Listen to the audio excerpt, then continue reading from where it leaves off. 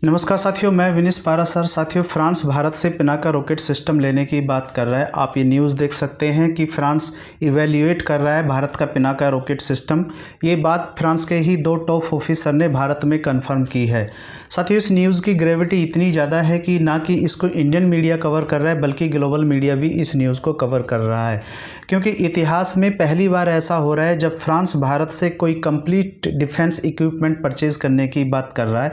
हालांकि Bharat, France, America और Armenia को डिफेंस इक्विपमेंट सेल करता है। हालांकि वो बहुत छोटे लेवल पे होते हैं, जैसे हेलीकॉप्टर के पुर्जे वगैरह इत्यादि। साथियों, भारत, फ्रांस, अमेरिका और आर्मीनिया को लगभग $2.6 बिलियन का डिफेंस इक्विपमेंट सेल करता है। हालांकि 2025 तक भारत का टारगेट है कि हम इसको $5 बिलियन पे लेके जाना चाहते हैं। साथियों, अगर फ्रांस भारत से पिनाका रॉकेट सिस्टम खरीद लेता है तो इससे भारत के हथियारों का ना कि दुनिया भर में प्रचार होगा बल्कि दुनिया के देशों का भारत के हथियारों के प्रति विश्वास भी गहरा करेगा।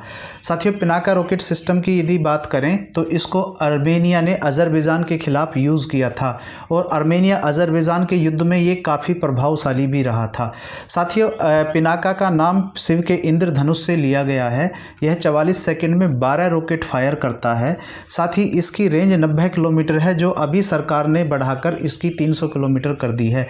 इसको DRDO द्वारा विकसित किया गया है। साथियों, यदि अब बात हम ये करते हैं कि आखिर फ्रांस भारत से पिनाका रॉकेट सिस्टम खरीदना क्यों चाहता है, क्योंकि फ्रांस, यहाँ ध्यान देने वाली एक बात है कि फ्रांस एक नेटो कंट्री है और फ्रांस के पास अपने भी रॉकेट सिस्टम हैं।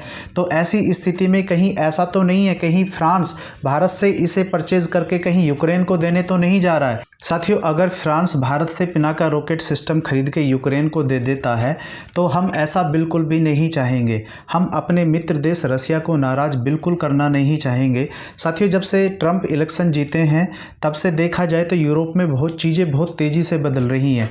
वहीं ट्रंप ने भी कह दिया है कि हम अमेरिकी टैक्स पेयर का पैसा यूक्रेन युद्ध में नहीं डालेंगे।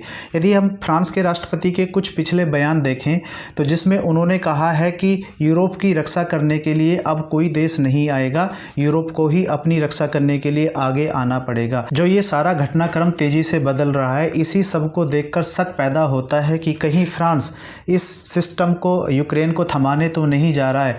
अदरवाइज यदि फ्रांस इस सिस्टम को यूक्रेन को नहीं देता और अपने ही सेल्फ डिफेंस के लिए यूज़ करता है तो ये भारत की डिफेंस इंडस्ट्री के लिए एक बहुत बड़ा बूस्ट होगा। हालांकि आप इस न्यूज़ के बारे में क्या समझते हैं, क्या सोचते हैं, कमेंट बॉक्स में ज़रूर कमेंट करें। ये है इस वीडियो का एंड। मिलते हैं अगली वीडियो में। बहुत बहुत धन्यवाद।